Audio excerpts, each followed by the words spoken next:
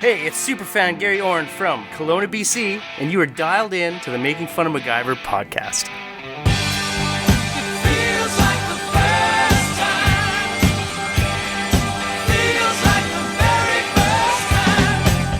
Tonight, MacGyver must figure out why terrorists are trying to kill Nikki Carpenter and prevent the killers from carrying out their next target. Hey, is there any way we can prevent Sam and Jeff from doing any more of these goddamn shows? If so, I'd love to hear about it. But for now, here comes another episode of Making Fun of MacGyver. It's Making Fun of MacGyver, a rib-tickling takedown of our favorite 80s adventure show, Solid Gold. It's MacGyver, starring Sam Jordan as the skeptic and Jeffrey Hess as the scientist. Name's MacGyver.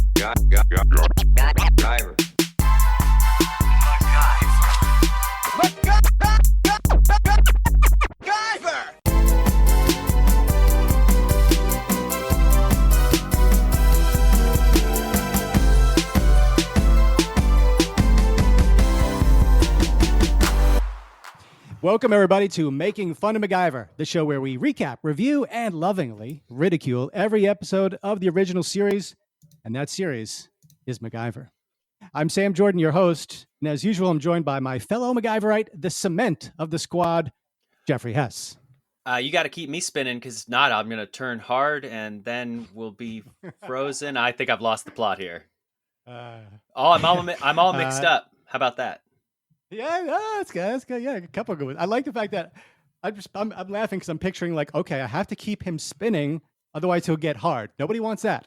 Nobody wants Jeff getting hard. So keep him spinning. Keep him spinning. You're so lucky this is a podcast. Could a man get an erection while spinning? Are we talking about spinning like bicycle spinning, like the sport spinning? No, not that. No, because I'm sure that could happen. Well, I'm not sure. What about if I were in like a Disney style teacup and I were spinning? Teacup. I bet you it can happen. Let me see. The script says, "My sassy and uncomfortably sexy sidekick, are you ready to see more grocery store greatness than a weekend marathon of supermarket sweep?" I am. Okay, good. Because we're moments away from Making Fun of MacGyver. It's our 73rd episode. And it's the 54th episode of MacGyver we've rated. And tonight we're talking about MacGyver Season 3, Episode 10, Blowout. But first, it's our opening gambit. And that is heard when I find it here and I do this. Quickly, Jeff. So Season 3, Episode 10. You think this is significant in any way? It has the return of the opening gambit for the show. It does? It's the first time they've had an opening gambit. No, it does not. I mean, this is opening gambit-esque. This opening has no relation whatsoever to the rest of the episode. You're right on that, but it's not a cold action and then No. Credits, right? No, but I like it. Right. I like that. But no, so it's our 10th episode of Season 3. Season 3, they went short for some reason, maybe because they invested in the quality, not the quantity. There's only 20 episodes this season. So once we're done with this, we are halfway through. 22 episodes in a normal. 22. Previously, in Season 1, Season 2, we had 22 episodes. This one has 20. Tonight's 10. We'll be halfway through Season 3. And if there's 7 seasons, being halfway through Season 3 means we're halfway through all of it. Well, you would think we would need to get the 3.5, right, to be halfway through 7. But no, because Season 7, I believe, has 13 or 14 episodes. Well, and we had 2 movies. Yeah. 2 movies, yep. So we hit a mini milestone after, we're 3 months away from this show being 3 years old. So we hit 100 Twitter followers. Okay. Right as Twitter dies. Yeah. Right. And I posed to the people, I said, is this a good time to go? Because we're thinking about it. And really, if it's taken us 2.5 years, 3 years to get to 100 Twitter followers, is it really that valuable a promotional tool for us? I don't know if it is. Yeah. Well, we got to hit that valuable Nazi bot contingent. That's really where we're going to find our success. So, they're going to love me. So, to be continued on Twitter. If you do follow us on Twitter, we appreciate that. But I think people are more vocal with us on Facebook, and we've actually got more followers on YouTube. So Twitter, But anyway, thought it was neat to see that we finally got to it. And we follow 140 people. Now that's the key. If you really want to get a lot of followers, unless you're a huge star, you need to follow a bunch of people and have them follow you back. We've only done 140. We only follow 140 people. So we kind of don't really push that too much. But let's see. Oh, you know what I was thinking about? Thinking about just like who we are, what the show is, right? Think about that from time to time. And we're a MacGyver podcast, and there are other MacGyver podcasts out there. So how are we different? What makes us stand out? So I began to see that we've got 2 Fs, but I think we need a third F if it's going to be like a slogan. So clearly, I mean, not that we've listened to all the MacGyver podcasts, we haven't, but is it safe to say we're the funniest MacGyver podcast? You think that's a safe assumption? Oh, easily. Yeah. Yeah, that's definitely true. For sure. Now, I think we're also the friendliest. Like, you think there's another MacGyver podcast, let alone regular podcast, but think there's let alone another MacGyver podcast that embraces our fans or whoever listens. I don't even want to call them fans, right? But our listeners as warmly as we do. I don't know. So do you think it's safe to say we're the friendliest MacGyver podcast? I think we're probably the friendliest podcast. It's in the nature of the whole thing. Okay, so we're the funniest MacGyver podcast. We're the friendliest MacGyver podcast, Yes. but we need that one other F. And I don't know what that could be. So I come to you, scientist of the show. Throw out some F adjectives. Like, what are we? The funniest, friendliest, and blankiest MacGyver podcast. Well, we don't want to be the fattest. We No, don't we're want to be not. the fastest. No. We don't want to be the most ferocious. Ferociousest? We could be the most fantastic. We could be the most fundamental. We could be the most fulfilling. We could be the most foundational. We could be the most. But are we any of these things? Like, what one fits us, though? What? The funniest, friendliest, and I think we need So we an gotta be- IEST. I think to make you like funniest, friendliest, buddiest, blankiest. Most fascinating, the most informative, most formative. No. Well, think about funkiest. What we think with the flirtiest? Ooh. Are we the flirtiest, MacGyver? Oh yeah, we get pretty flirty. We do get pretty flirty. Yeah. All right. Well, we'll think about that. Hey, if you're listening right now and you have any ideas about what could be that third F, the funniest, friendliest, and blankiest MacGyver podcast, please let us know on some of our social channels, and maybe it'll help us out. Speaking of help us out, it's viewer mail time.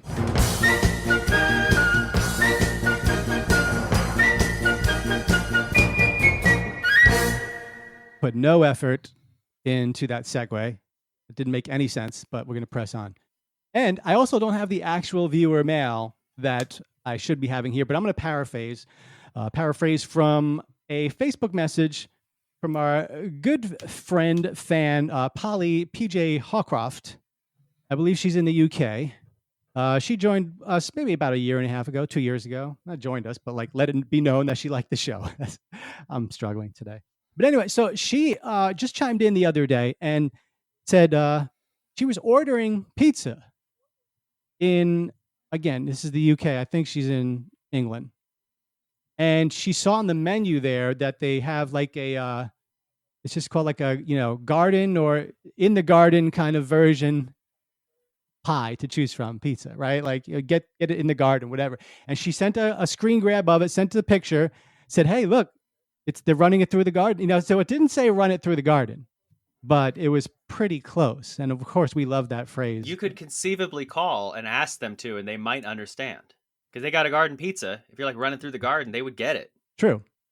But I immediately apologized because I had no idea Papa John's had infiltrated, Europe. And I'm sorry. I apologize on behalf of America that we have sent you Papa John's. Yeah. Now, I'm a New Yorker originally. You're a Midwesterner originally. So we've clashed before on pizza. But so you're going to treat Papa John's a lot more warmly than I will. But what are your thoughts on Papa John's? Used to be my favorite until the owner turned out to be a massive asshole. Yeah, then they got rid of him. Yeah. Well, I'm still not going to give them my money. Yeah. But they have that amazing garlic butter sauce that you can dip your pizza in. Well, I will contest nothing about the fact that Fresno pizza is universally terrible. Oh, This yeah? is the worst pizza having place I've ever lived in. Oh, yeah. Awful. Fresno, So, Polly, thank you for letting us know that you can run it through the garden at Papa John's in England. But I don't know. I would still think you could find a better pizza place. But sometimes you just need that quick, fast, you got the coupon because it came in the mail pizza. We've all done it. And that's probably what MacGyver was doing that day. He wasn't looking for the locally owned, Italian heritage place. But yeah, let me take you back now to Monday, December 21st. I think this is the only episode of MacGyver in December of 1987. Now, we got a lot to talk about with this number one movie here. It's Eddie Murphy Raw, a stand-up comedy film starring, wait for it, Eddie Murphy, and directed by Robert Townsend, kind of a big director in the 90s. It was Murphy's second feature stand-up comedy film following Eddie Murphy Delirious. And that was just like a landmark kind of comedy film. So many bits were popular from that in the mid-'80s. As of January 2022, it is the highest grossing stand-up comedy concert film ever released, making $50 million in the US and Canada. That's what I was going to say. And I was going to say, you probably know more about this than I do because this is more your wheelhouse, but generally that's considered to be like the one that set the standard for basically every style of comedy stand-up style movie to follow. So even we're still watching them today, but everyone harkens back to Eddie Murphy Raw being like the pinnacle of it. I haven't watched it in a very long time. My suspicion is that comedy is not going to hold up real great. Ooh, no, some of it is not. And especially with women and gays. And the film contained the word. Should we say this word? It's the F word. Should we say it, or should we just skip it? What do you say? Are you in the mood to drop some bombs? It's a slur against gay people, right? No, not that one. Not that F word. Oh God, there's multiple. The regular F. The regular F. Oh, the 4-letter version. Do we want to say it here? Now let's keep the E off the F. Now we gotta. But anyway, Richard Pryor comedy does hold up. Some of it. I mean, much of his stuff has the N word like every third word. So, but a lot of it is race based. And anyway, okay. So the film contained the word F. What has happened to us? We've been neutered. It had the F word 223 times, setting the record for highest F word count ever in a feature length film. It surpassed Scarface, but beat Scarface in the F word count. And Raw held the record just for 3 years until it was passed by Goodfellas. So Goodfellas has more than 223 F-bombs, which is kind of crazy. Okay, but Scarface is 3 hours long. Goodfellas is probably 2.5 hours long. If Raw is only 90 minutes, F words per minute ratio is going to be way higher in Raw. At MacGyver's. The number one song in the U.S. is Faith, written and performed by George Michael. By George Michael, that's good to note. It held the number one position on the Billboard Hot 100 chart for 4 weeks, and it was the number one single of the year in the U.S. in 1988. So it's getting dropped here in late 87, but it will be the number one song in 88. In 2001, it placed at number 322 on the Songs of the Century list. I'm sorry, I don't have the creators of that list, but somebody made a list, and it was 322 on the best songs of the century. The song incorporates the famed Bo Diddley beat, a classic rock and roll rhythm. Are you familiar with that, Jeff? Do you know what that is? I am not. The Bo Diddley beat. So I guess we'll throw the cut in here, but he's a famous blues musician. I want to say in the 50s or 60s, had a song or two or more with this type of beat, and then it just became known as his beat. And anytime you hear it, it's referred to as the Bo Diddley beat, but it's basically the bump, bump, bump, bump, bump. So let it slide, baby, diamond ring. If that diamond ring don't shine. And it is my turn, apparently, to sing this song. I'm going to give it my best. Sit back and enjoy, my friend.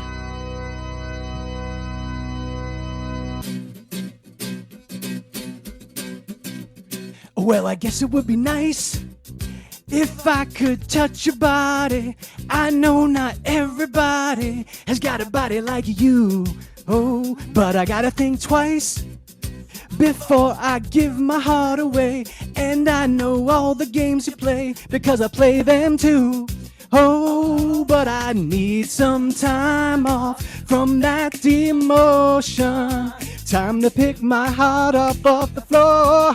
Oh, when that love comes down without devotion. Well, it takes a strong man, baby, but I'm showing you the door. 'Cause I gotta have faith. I gotta have faith. 'Cause I gotta have faith, faith, faith. I gotta have faith, faith, faith. That's your best performance in weeks. It's your first performance in weeks. It's also your best performance in weeks. Thank you. I did practice a few times. It's fun. It's funny that when we take on these songs, when you first try to sing with it, you learn about what you are capable of as a singer. And some songs you're nowhere near trying to mimic. I'm always trying to mimic the original artist, and that's where we know you can get in trouble. But I learned with this one, I have a shot if I can mimic him, especially doing that scratchy voice thing where he's keeping it low in the beginning. So that's what I did. Well, and it's in a comfortable baritone range where both of our voices are naturally fit. So that helps. It definitely helps. And you'll take it on in 2 weeks. Looking forward to that. But you know, when I told you the song, you were already singing most of the lyrics, so you know that one. So you might have an edge because it's a good song. It's a good song by George Michael. It was covered by another band in the 2000s or late 90s and had like a renaissance. So it came back into my sphere. So it came out in the 80s, but it came back when I would have been a teenager, and that's where I heard it. And is this the band you just don't want to name for certain reasons? Who was covered by Limp Bizkit. Okay, are you happy now? All right, I was just okay. So anyway, we're all set. We've set the stage on this nostalgia, the show notes, Polly running through the garden. We're all good. And it's Monday, December 21st, 1987, 8 o'clock. It's ABC. You're locked in. It's MacGyver Season 3, Episode 10, Blowout. And now I hand over the reins of the show to the next level of MacGyver narrators, the gentleman Jeffrey Hess. We begin Axminster 1 at a grocery store where MacGyver is sick as a dog. Anyone who sounds like this should be home in bed. The fact is, I was, but after a weekend of hearing myself sneeze, I was desperate. So here I am, searching for the ingredients to an old home remedy. Excuse me, can you tell me where I can find some eucalyptus leaves? Australia. Some real great customer service there by the guy at the grocery store. That's a surprising start, isn't it? Like to have comedy, a wisecrack from a bit player, not even a bit player. I like that choice. I like that. So this, I kind of interpret this as like a soft opening gambit, because this has nothing to do with the rest of the episode other than the fact that Mac is sick, because right at that moment, a bunch of robbers bust in and they start robbing the grocery store. And MacGyver jumps into action. He grabs he's in the sick section. So he grabs a hot water bottle. He grabs some baking soda and some vinegar, and then spices, because those are also next to the first aid items in this store, and decides to make a homemade tear gas bomb. And we are 2 minutes into the episode and we have a dozen MacGyver. Does it MacGyver? Is this the fastest MacGyverism ever in an episode, even counting opening gambits? I don't know if this was like less than 2 minutes in, he's doing something. I mean, in like the pilot, he's rigging things up in the first 30 seconds. Okay. And okay. like that, but I mean, this is going to be the first one where, I mean, golly, I can't even think of anything that comes along this fast. And you feel passionate about it because you threw golly in there before that. So you're really... I'm trying to keep it. I'm trying to keep the E off the episode. Okay. Trying. I haven't put one on in a long time, by the way. And there's been F-bombs and other things we've said. So I kind of gave up on that. Does all of this stuff work is the main question here. With this MacGyver? Well, I mean, yeah, pretty much. We all know about vinegar and baking soda. That's how you make the little volcano for your school project. If you mix them together and they bubble out. What happens, according to sciencefun.org, is baking soda is a base and vinegar is an acid. And when you mix a base and an acid, an endothermic reaction occurs and they release carbon dioxide. That's the gas that fills up the water bottle. He pours cayenne pepper in there and a spice called mace that I didn't know existed, but which Wikipedia tells me is not related at all. Actually, it's not Wikipedia. It's the spruce. I love the spruce. It's not related at all to the defensive pepper spray. But cayenne pepper has capsaicin in it, which is a key ingredient in pepper spray. It causes inflammation and other problems. However, capsaicin in pepper spray is 1.25 million on Scoville units, which is how they measure heat. But cayenne pepper is only 50,000. So this is going to lack a lot of the punch. But let's say that, he gets him by surprise. He pops the thing and it sprays the stuff in his face. At that moment, a grandma throws a shopping cart at somebody and he defeats the villains. This does MacGyver. Oh, great. Yeah. No, I love this opening. I love the wisecrack from the store worker. I love grandma getting involved. I don't know if you want to call it, a shortstop throw or a quarterback throw, but the fact that MacGyver has the can and probably throws it 70 feet down the aisle to nail him in the head. But also, MacGyver so frequently relies on perfect aim. We've seen this before with like seltzer in the face or other things where, but if that was just a couple of inches off, it goes by the guy's face. But he knows the exact trajectory that's going to shoot out of the cart into the guy's face. Yeah. So good job. This is like soy packet level of eye damage. Yeah. Yeah. But you're right. So, I mean, that's the main problem here is that, first of all, it's going to spray the stuff everywhere. So it's going to get in his face too, which is a problem. And like that was my main thought, which is like, how are you going to get it in their face? There's multiple bad guys. So you get the one near you. The others are going to be a problem, but they sort all that out. So a little help from an aggressive old lady and a nice throw. Mac knocks out all of the bad guys. And that's how the episode begins. And he leaves to go home.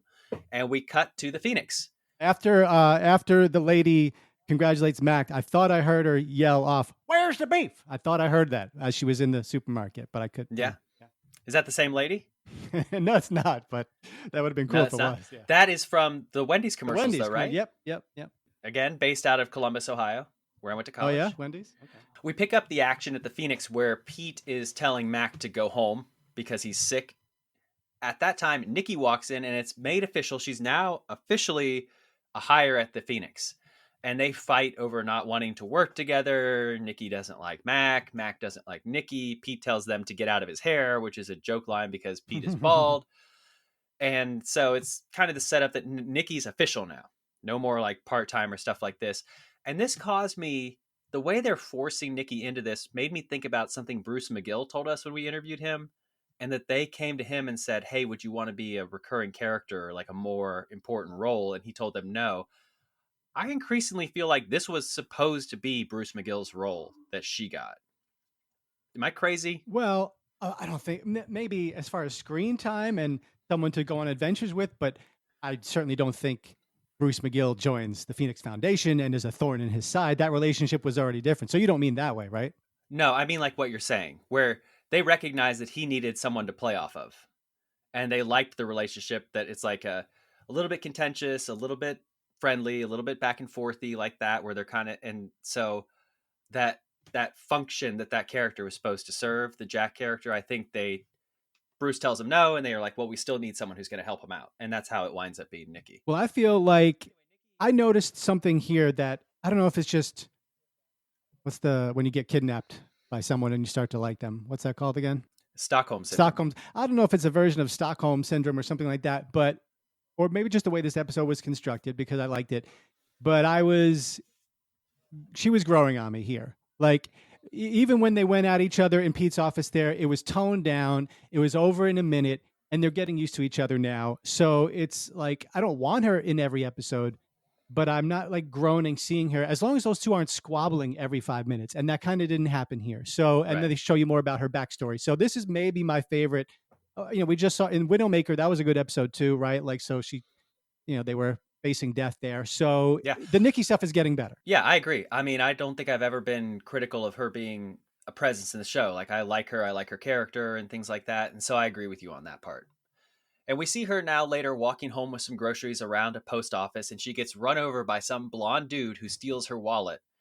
And he jumps in a car and flees. Nikki scoops up her stuff and she drives off. And then the post office explodes. Someone has placed the world's fakest looking TNT bomb inside of this post office, and they blow it the hell up. We cut to a random warehouse where the criminals who placed this bomb are furious that their henchman has allowed Nikki to see him. You let that woman see you? You're a fool! How can you be so careless? The freedom of Marcus is at stake here. Hey, listen, I never signed on to get in this deep to begin with. I'm supposed to be a supplier, not a delivery boy. In for a penny, in for a pound. You'll swing with the rest of us if that woman identifies you. That's your problem. That's our problem. Then you take care of it. Murder isn't part of our deal. Our deal was for you to see that our arrangements are carried out smoothly. What's with you guys? I get your cars. I fix you up real nice here in my warehouse. I even supply your fireworks. Now you want me to make a hit. Okay. I'll do it. He agrees so fast. But it's gonna cost you. Who are you kidding? You don't want my business shop someplace else. You should be flattered I'm willing to do this for you personally. Very well. Nicole Carpenter, Attractive. All right. Make it clean. We don't need any more complications. So this is a big, once you've killed one man, it's kill another to stay out of the chair moment where this guy is like, he's upset that they had him deliver the bomb. And then 2 seconds later, he's like, yeah, okay, whatever, I'll do the hit. Well, he's blonde. Never hire a blonde hitman, first of all. That just is not going to go, you know. Never trust a blonde. Attractive. She's attractive. Looks argumentative, but attractive. A killer. So wait, did we ever learn? Was there ever a story behind these guys and why they're doing this? No, like. So he mentions it. He says, this is about freeing Marcus. There is another terrorist who's imprisoned in the United States by the name of Marcus. And their grand plan is they're going to keep blowing stuff up until Marcus is released. Okay. So the first post office explosion was just the beginning of their reign of terror until they could release Marcus. But the blonde guy agrees immediately to kill Nikki, who is absolutely in trouble. So we go to her house where she's at her apartment and she's getting her groceries out of the car, and she's got this little dog with her. When along the street comes what we assume is the blonde criminal who tries to run her down, and she dives into the car at the last moment. And now Nikki knows that she is the target of assassination. Nice little bit of action there. The end of Axminster 1. Yeah, nice. That's a solid first Axminster, I got to say. It was solid. I like them opening up in the supermarket and then switching. It's a little corny to have, I bumped into, a crime, bumped into a terrorist, so be it, but that's fine. But then the car took the other car's door straight off. Dog jumps up in her lap, and you can see, this is one thing I always look at when you see dogs in movies or TV shows. Is the dog, and 90% of the time, the dog is looking elsewhere at the trainer who's doing some kind of hand signal. So, that is not her dog, Alyssa Davilo. So this dog jumps up into her lap, but she's got to hold it and pretend like it's her dog, but the dog is kind of like looking like elsewhere. You know what I mean? Like it wants to get out because it doesn't know who this person is. So I'm sorry for that little bit of fourth wall action there, but. Yeah, I don't know why they included her watching that. She's like dog sitting or something like that. Mm-hmm. But her and the dog survive, and we begin Axminster 2 at Mac's boathouse, where he's dangling upside down by his ankles in what is something that really only appears in 80s television shows. Do people still do this stuff? Do they hang upside down? I don't know. It's weird. But Nikki shows up, and she's upset because she has put together in her mind 2 and 2 that she saw this thing, and then someone tried to run her down, and she thinks that they might be connected. And she starts to ask MacGyver for help, but then when MacGyver offers the help, she pulls back and says, you know what, I changed my mind. Never mind. And I like this because it's total role reversal from what like Widowmaker was, where Widowmaker showed up, or where Nikki showed up to help Mac, and Mac rejects her offers of help. And this time the tables have turned. All right. Refreshing to see, just like we enjoyed seeing him being vulnerable. It's kind of helpful to see her as a more fleshed out character. So we're making progress. And we're going to get lore. True. We're Right. going to get Nikki lore Yep. in this episode. We go back to the Phoenix where Mac, of course, cannot let this go. So he's gone back to the Phoenix, and Pete is yelling into the phone about Marcus, that they're trying to find out all these details about Marcus. This is happening in the background, these terrorists, while Mac and Nikki have their thing. And this is when Pete takes the opportunity to explain to MacGyver exactly what's going on. If somebody is after her, it could be somebody from her past. And the only way I can think of helping is to look at her files. Well, she's not going to like it, you know that. You got a better suggestion? Boy. You two amaze me, you know that? She comes to you for help and then won't ask for it. And then you come to me to tell me that you're worried about her. Did you two ever think of having a normal conversation? We'll have plenty to talk about once I get this information. Sure there's nothing I can do to help? Positive. Thornton. Really? All right, I'll be right down. That was the FBI. They finally got a lead. It seems this guy Major may have recruited some local talent. Oh, by the way, that information is classified. It doesn't leave this office. I know that, Pete. And press the clear button before you leave. Or die. So Mac begins snooping around in Nikki's personnel file. Got all the details about her past. Mm-hmm. And what Mac discovers is that Nikki is not in fact divorced, but Nikki is widowed, and that her husband was killed in a car bomb accident some time ago. Yeah, this is good stuff. Let me just tell you Car bomb accident? Not the car bombing that car goes bomb. off as What an normal. accident. It was an accident. Yeah. Yeah. So MacGyver pulls up her file, according to IMDb, and it shows the birth date as 30/5/1959. We'll get to that in a second. But basically, we would know that to be May 30th, 1959. And that's the actual birth date of actress Alyssa Davalos. That's the second time they've done this on this show. The very first time we saw MacGyver's birthday in season 1, it was Richard Dean Anderson's actual birthday, but then they change it. But that's interesting that they do that again. And then it's shown 3/14/85 is the death of Nikki's husband. And her birthday was 30/5/59. So that was given the international style of date, month, year. The husband's death was given the American style. So the show was produced in Canada, and presumably the person who typed her date of birth was a Canadian, is what we're getting. It's just so from IMDb. I found that funny. Oh, and one more thing. It shows Nikki's stats, and I'm pretty sure I saw 5'10", 105 pounds. Oh my God. I'm pretty sure that's what I saw. That woman does not weigh 105 pounds. Now, that's not to slander her weight or anything like that, but if she were 5'10", 105, she'd be like Kate Moss then, and she looks like a normal person. Right. I don't think she's 5'10", and I don't think she's 105 pounds. And rarely will you have someone who is 5'10" and 105 pounds and have them not be on a hunger strike in prison. Yeah. So, and we know she's not 5'10" because MacGyver's not particularly tall, and they're on screen all the time together, and she is significantly shorter than MacGyver or Pete. But maybe I saw it wrong, but I didn't pause it, but I'm pretty sure I saw it, and I chose to write it down. So a couple fun facts there. I love when you go into the computer and you see facts about Pete or Mac or Nikki, and now here we know she's born in 59, so this episode is 87. So she is 28. So she is a 28-year-old agent right here, and I think Mac's probably 35, 36. Yeah. Good for her. We rejoin Nikki at her apartment where she's soaking in the bathtub. My favorite part of the episode. The dog, who she's dog sitting, tries to alert her that the blonde villain is breaking into her apartment. But of course, it's just a dog, so she ignores the dog. But the villain manages to creep in. He cuts the power in the apartment. She comes out of the bathtub. She's stumbling through the darkness, and she gets ambushed. And she's engaged in a fight for her life as the villain is now trying to strangle her.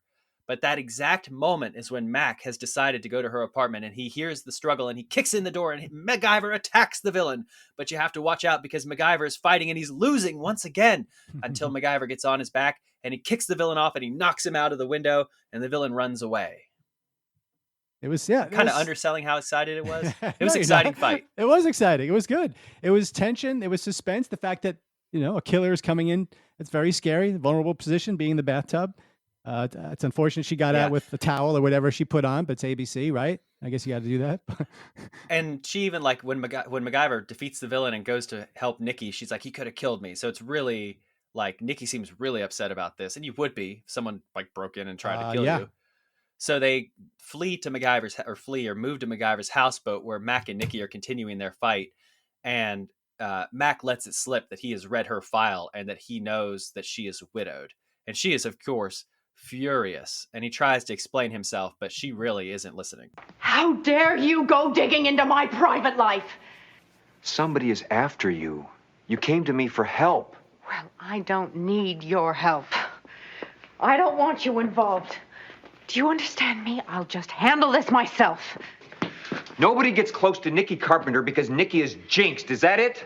Get me out of here. You think my involvement here is going to get me killed because I got your husband killed, right? Stop it! How much longer can you go on telling people you're divorced? How much longer can you go on blaming yourself? It was my fault. I should have known. It was a mob hit, and that car bomb was meant for me. Not him. Oh, God, not him. And she tries to cry there. She doesn't. It would have been nice if she could have elicited a tear there, because she had about 30 seconds to work up a tear, and she does the and she looks down, but then when she's looked up, there's no tears in those. Then we could call her Illicit Davalos. Ooh, okay. Yeah. So that revealing a little bit of her background, and you can't see it because we're talking about it, but they do the classic old Hollywood thing where they only have one camera yeah. to work with. So Nikki's like talking to Mac, but Mac's behind her, so they can both face the camera together, which is some real old school filmmaking. But anyway, I love that. And then you know where you see that all the time is soap operas. Soap Yeah. operas have that all the time. because they're flying Talking on to someone like who's a, behind you. yeah, they're flying on like a penny's budget. The MacGyver budget makes the soap opera budget look like a billionaire budget. And that's the end of Axminster 2. Okay, yeah, I'm enjoying it so far. It's fun. We're learning about Nikki. I don't remember off the top of my head how much longer we have her, but don't get too attached, I think. But let's take a break now. It's time for a time capsule commercial. Let's see what they were selling back in December of 1987. Once you look through a Minolta Maxim, you'll never see life the same way again. Maxim, the world's first SLR with built-in autofocus. 26 autofocus lenses capture the action as only you see it. Minolta Maxim, let your creativity come to life. The Maxim system, all the things you'll do. Only you and the mind of Minolta. Whoa. Whoa. That's wow. So nice camera, but if you're spending that amount of money camera, you're not buying autofocus. Oh, did they say the price?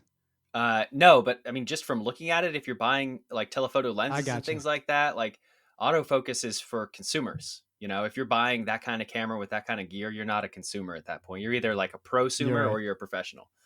And what's the point of autofocus if you're buying a longer lens? The whole point is that you can focus Good point. yourself. Good point. The visuals there, which you couldn't hear, obviously listening to the podcast, were a guy in an empty baseball stadium sitting down and then taking pictures of the field, and then the action comes to life. You're seeing players. And those uniforms, they're professional uniforms, but that is clearly they're aiming for the Mets and the Cardinals, because I thought, oh, it's a Mets uniform? No, but it's just like knockoff Mets and Cardinals uniforms. But yeah, Minolta. I don't think Minolta's around anymore, right? I don't think so. I would be stunned. I mean, even Kodak, Minolta. Well, Kodak, they didn't make their bones with selling cameras. It was more the film. Minolta went out of business in 2003. Okay. Ready for Axminster 3? Yeah, let's do it. We're back at Nikki's, and they're doing some snooping around. Nikki's trying to get her landlord to fix her window, and that's when Mac comes across the piece of wire that the villain used to try and choke Nikki out. And he recognizes this unusual piece of wire as a piece of detonation cord, which is the critical piece of information they need to link all of this to the Marcus explosions. So they head back to the Phoenix, where they're doing a facial reconstruction of the villain, the blonde villain. And that's when Pete comes in saying they have even found out the exact store where that wire came from, and that the store had reported a large loss of inventory recently, which they happen to think is an inside job. And not only that, the wire matches the wires used in the post office explosion. So you know where Mac and Nicky are going next. They're going to that store. Hold And on. Can we guess just talk who? about the facial recognition, which was funny, right? 1987. Not recognizable. Commodore 64 computer. It's interesting. It's Like- so fascinating to see when they show a close-up of a computer and the Yeah. DOS operating system, right? And just like, yeah, the couple of the faces that she says no to are hysterically cartoonish, and no one in the world looks like that. There's like 4 noses to choose from. Right, 4 noses. like Yeah, one says like 2 wide chin. and mushy or something. So they do head to the store where that has been selling the explosives, and guess who's there? The blonde villain, to pick up another shipment. Nikki wants to arrest him right away, but Mac realizes that, hey, he could lead us back to the criminal hideout. So Mac sneaks up behind him. There's a paint truck there. He grabs a can of paint, rolls under the villain's truck, hooks that can of paint on there, punches a hole in it, and it's going to leave a drip trail all the way back to the warehouse, or at least that's what Mac thinks. By the way, the villain is driving a really nice Ford Bronco. I wish those weren't abused all through the 80s, because they're impossible to find now, but just a gorgeous car. And it actually works. So they follow the paint drip back all the way to the warehouse, where the villain pulls up, and the lead villain immediately sees the paint can and realizes the blonde villain is a nincompoop and murders him. And that's the end of Axminster 3. Yeah, I don't think we see that, but we see he's dead coming up. We don't see him kill. They do the classic, he cocks the gun and they cut to black. Yeah. You know, Dale that sort of Wilson thing. plays Eric Dunlop, the blonde guy. His name is Eric Dunlop. And then, I don't know. Someone's name is Juice. Someone's name is Major. I don't know. But Major is the lead villain. Major's the lead villain. Pete says early in the episode he got someone named Major to sneak. It's one of his lieutenants to sneak into the country. Okay. Are you completely oblivious to the whole Marcus terrorism plotline in the background? I kind of was. Yeah. What did you think this episode was about? I don't know. I focus on dumb things. I got to sit there and count how many times someone says MacGyver and look at my phone to tap it in, So we begin Axminster 4 with Mac calling Pete to say that they know where they are and who they are. So Mac, being reckless, heads directly to the villain's hideout, following the yellow brick road, and they see the dead body. Mac tells Nikki to stay behind, but of course she follows him into the warehouse, and they're both looking at this body. And Mac goes to investigate the body and steps onto a pressure plate explosive because Mac knew they were dealing with bomb makers and somehow did not anticipate that there would be bombs in this facility. So he sends her away, even though her help could be super critical right now. Right. Because he believes that he's got to do an Indiana Jones swap where he gets something of equal weight onto the device in order to escape. And he actually manages to do it. He slides over like a cabinet. He rolls the dead body onto the pressure plate and he thinks he's got it. And he steps off the plate. And at that moment, the dead body slips and it starts to roll off the pressure pad. And Mac dives into a nearby cabinet and the C4 explodes. And we have our second Does It MacGyver of the episode. Can you survive a C4 explosion in a cabinet? Does it MacGyver? I actually think this might work because C4 releases a concussive explosion of force, which is actually pretty short range compared to like an incendiary device that would send out flames or something like that sends out shrapnel, which would be more damaging. It releases, according to Wikipedia, it decomposes and releases nitrogen, water, and carbon dioxide. And the detonation process produces an explosive velocity of 26,550 feet per second. That's fast. Now that translates it's very fast. It's enough to produce 3,670 newtons of force and takes around 3,000 newtons of force to break a bone. So if you're standing directly on top of this thing, it's probably going to blow your leg off. If you've ever seen movies or stuff like this, when they C4 a door open, it has to be right on the thing. Like the explosion of range is not very big, powerful, but short range. So it seems pretty likely to me that if he gets, 6 feet away and he gets in the cabinet, which protects him from any kind of debris or anything that's going around him, the cabinet gets knocked over. Yeah. Maybe he gets a concussion from hitting his head or something like that. But I really think this works. I think in this case, the diving into that cabinet is the right call. And that would actually protect him from that explosion. Good thing the cabinet was empty, right? And nothing was in there. And there. and there at all. Yeah. Good thing the paint was in the truck. Good thing MacGyver was coming up to Nikki's apartment when she's being shown. A lot of, close calls. And we got more coincidences coming. So Nikki runs to his aid, but he's okay. Not only is okay, he's better. His sinuses have been cleared. But while they're there, Pete arrives because Mac had identified where the location is and that they're going there. And so Pete arrives and Mac explains, this guy is dead. He's probably also in a lot of little pieces because he was right next to the explosion. And they find a table full of evidence, including the next target. What happened? They're expecting me. You all right? Yeah, we're fine. A guy in there could use a coroner. Eric Dunlop? Well, Marcus is still behind bars where he belongs, so the bomb threat is on. That guy Major's gonna blow something up at high noon. Pete? Yeah. Isn't that the post office they blew up? Yes, it sure is. What about that? That's the Hall of Justice. That could be their next target. That is right smack in the middle of downtown. My God, that place is huge. We may never find that bomb.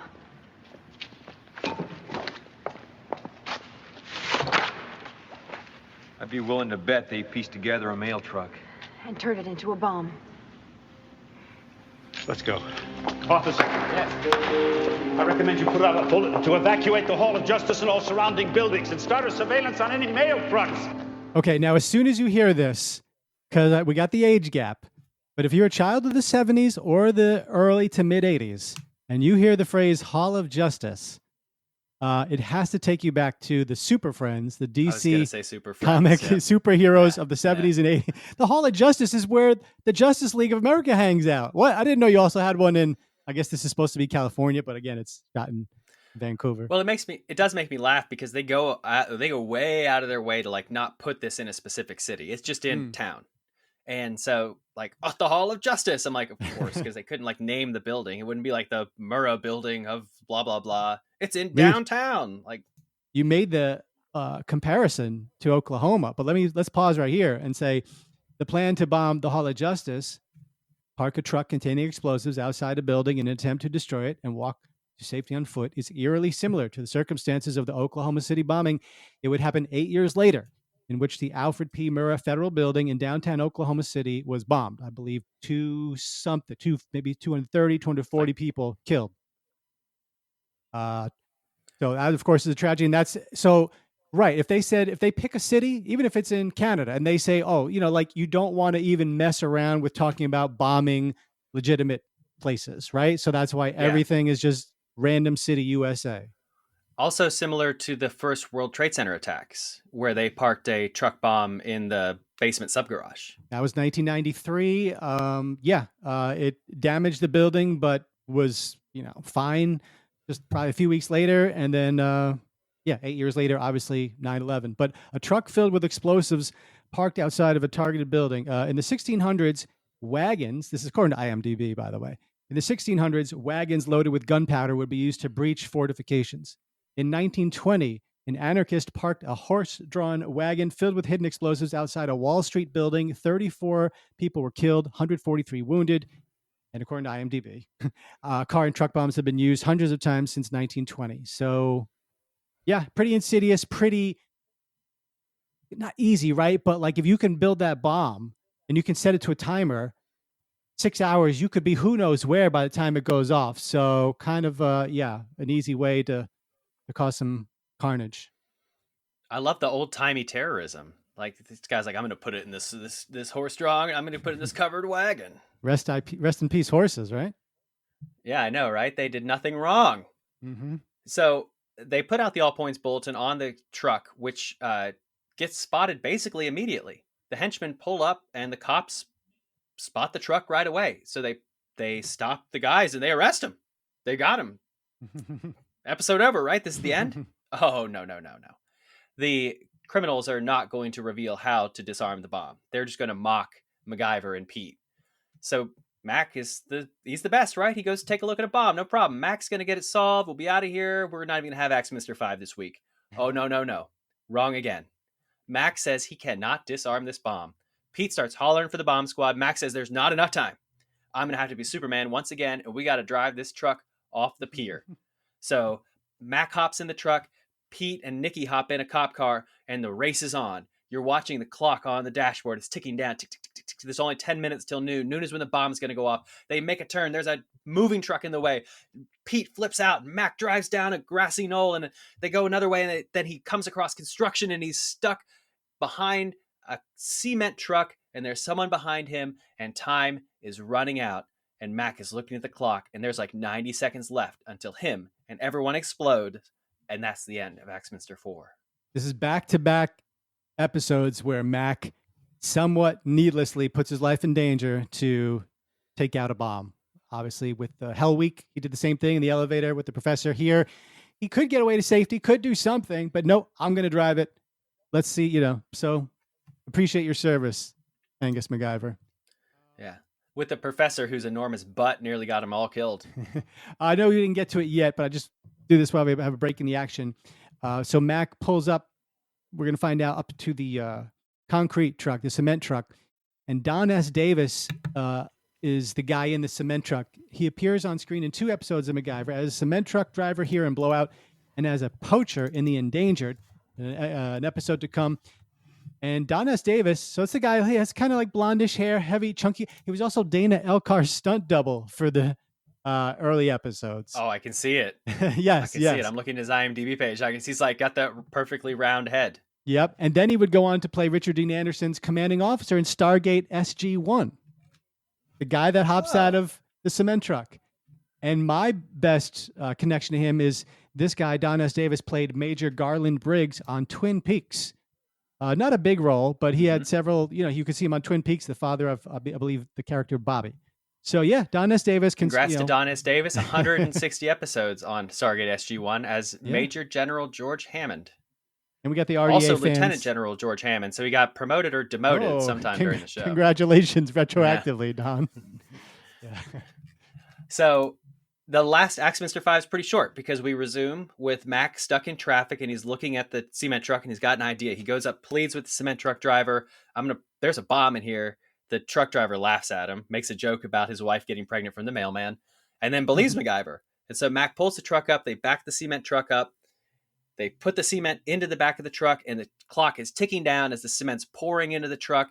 It's getting higher and higher and higher. There's like 3 or 4 seconds left, and at the last second, the last bit of explosive gets covered by cement, and the cement drowns the explosion as Pete, Mac, and Nikki all cower behind a car and breathe a sigh of relief that Mac's plan worked. It worked. It sure did. MacGyver, you could have been... What if that cement truck hadn't have been there? I'd have gone to Plan B. What was that?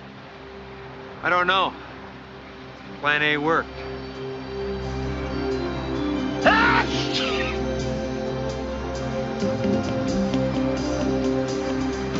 Sorry.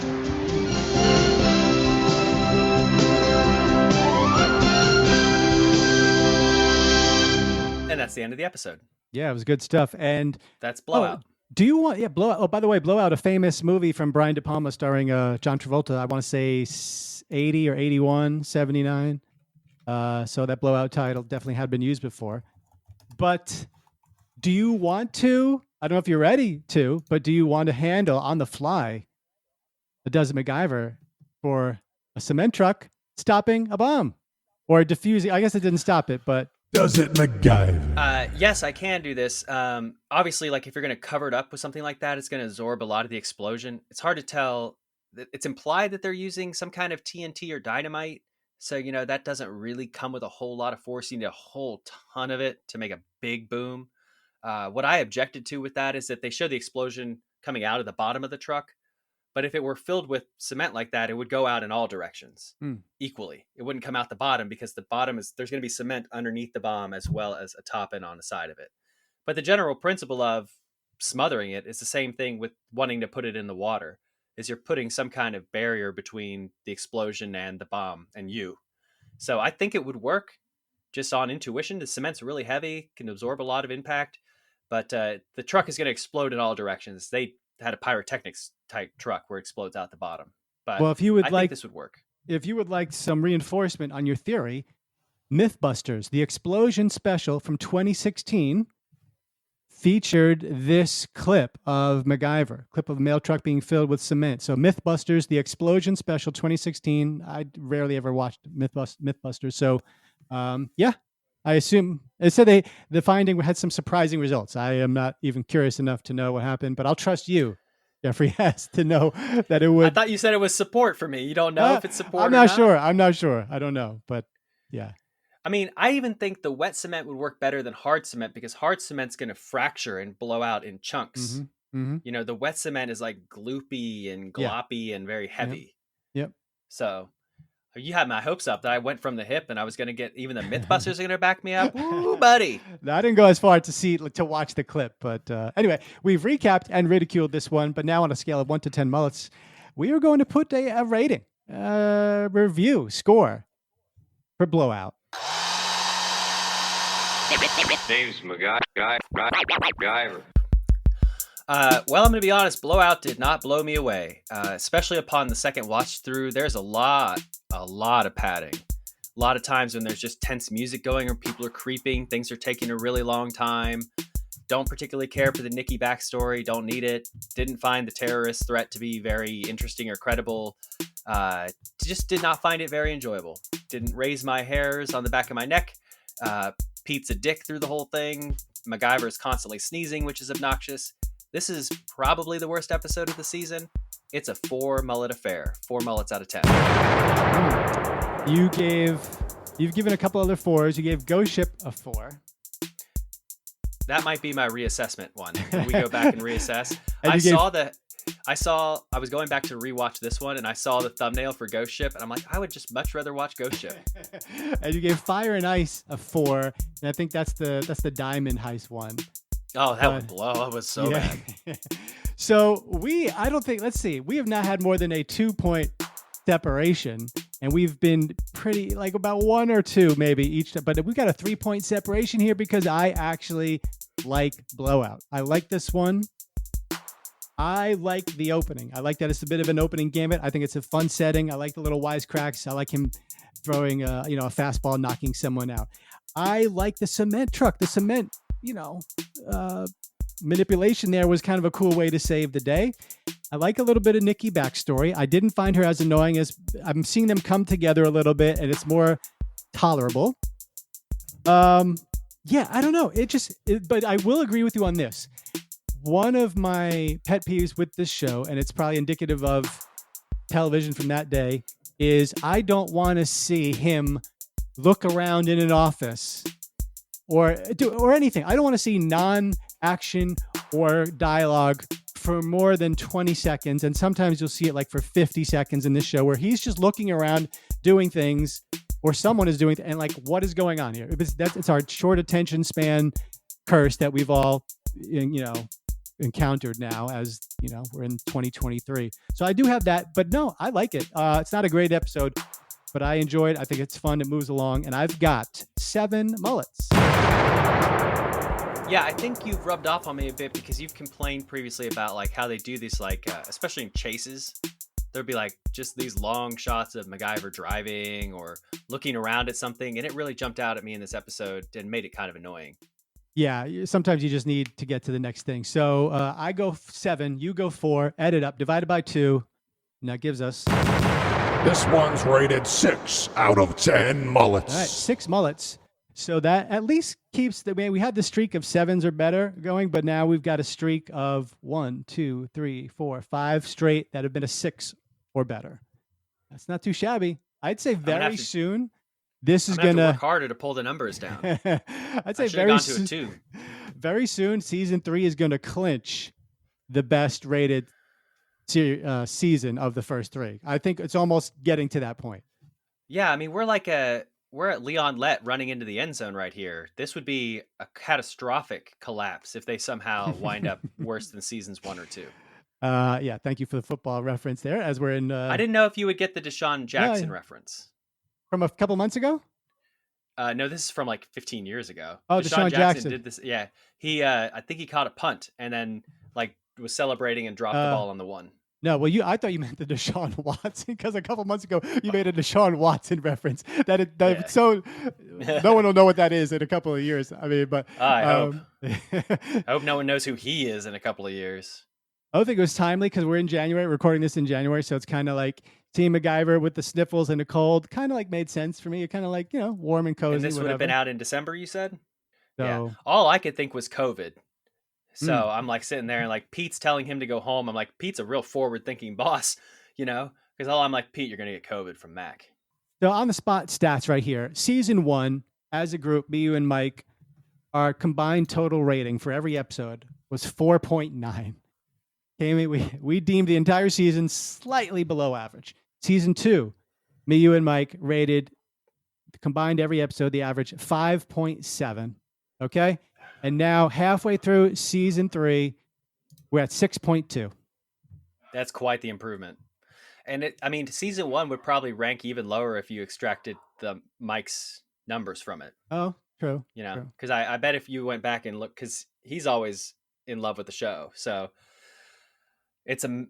what I'm getting at is that it really illustrates the vast improvement from the first 2 seasons to this one. It's like it's almost like not even watching the same show.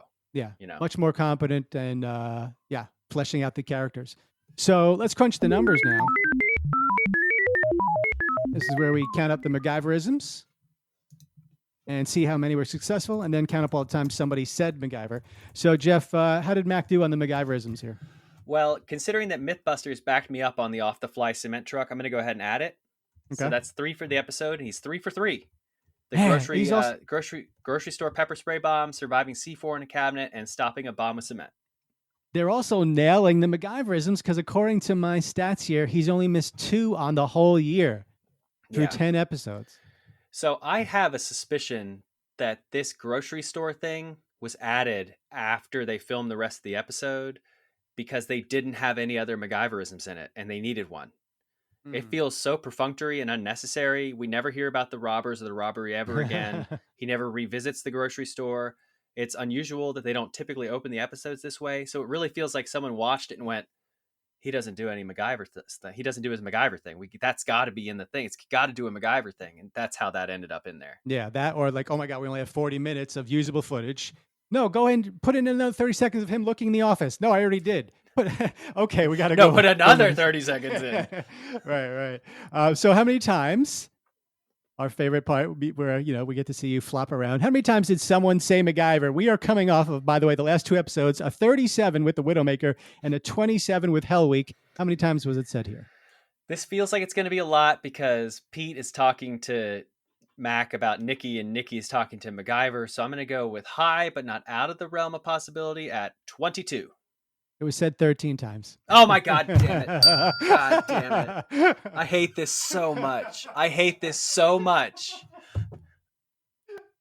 The only thing I'm worse at is identifying people on the screen. Well, let's talk with your wife if you're worse at anything else. But poor beleaguered woman. That's why she spins you around frequently just to make sure you don't get hard. Little did you know it's my kink.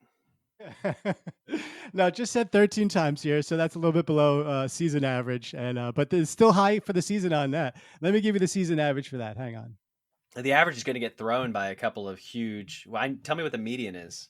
I don't know what the median, but the average right now, counting this episode, is 19.4, and that also beats all the other seasons too, which were about 15 or 16. So this season is a bountiful harvest. You're getting a lot. You got to suffer through some Nikki, but otherwise you get some good production. I don't think that's suffering. What? I You've thought criticized it so much.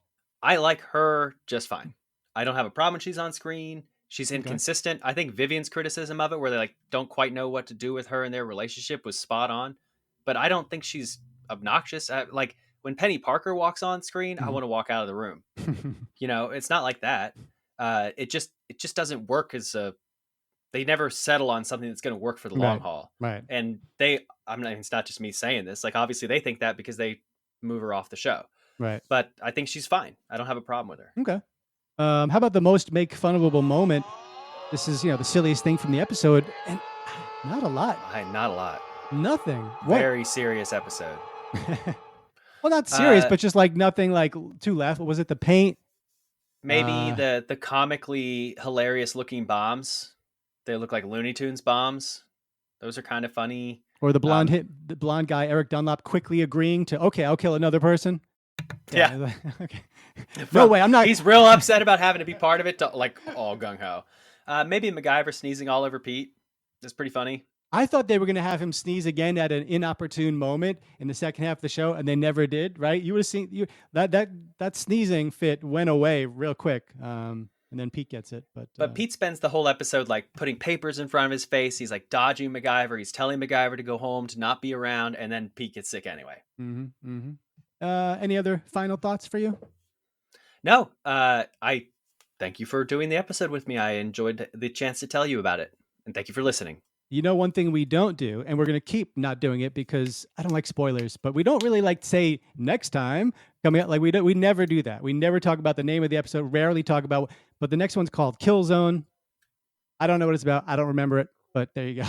I don't even know why I said this now because it's not going to be a recurring bit. But what is a recurring bit is thanking our Patreon patrons.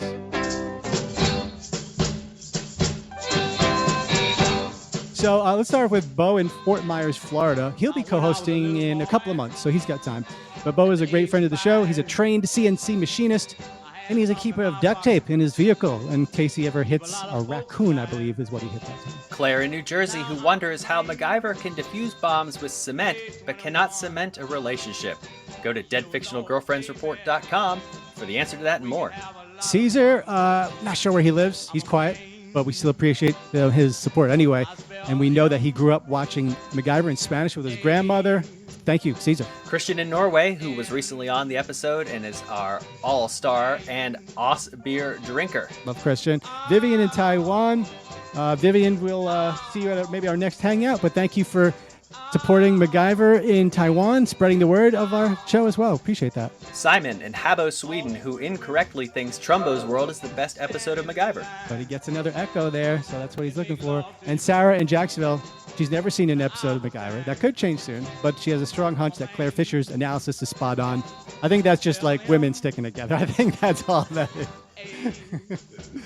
I don't know what song we're going out with here, but I'm talking over it now, and it's the one that we clearly chose strategically because it'll sound the best. We're always looking for new friends. Find us on social media, say hi, give us a rating.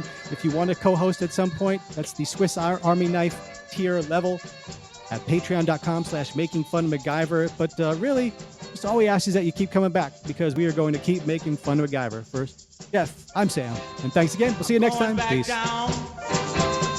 The Kansas stew brings back the second cousin, Little John the Conqueror.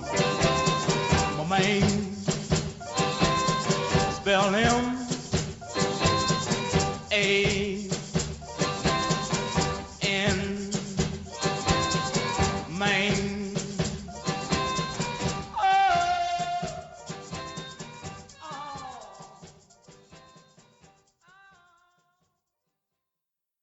What's with you guys? I get you cars. I fix you up real nice here in my warehouse. I even supply your fireworks. Now you want me to make a hit. Okay.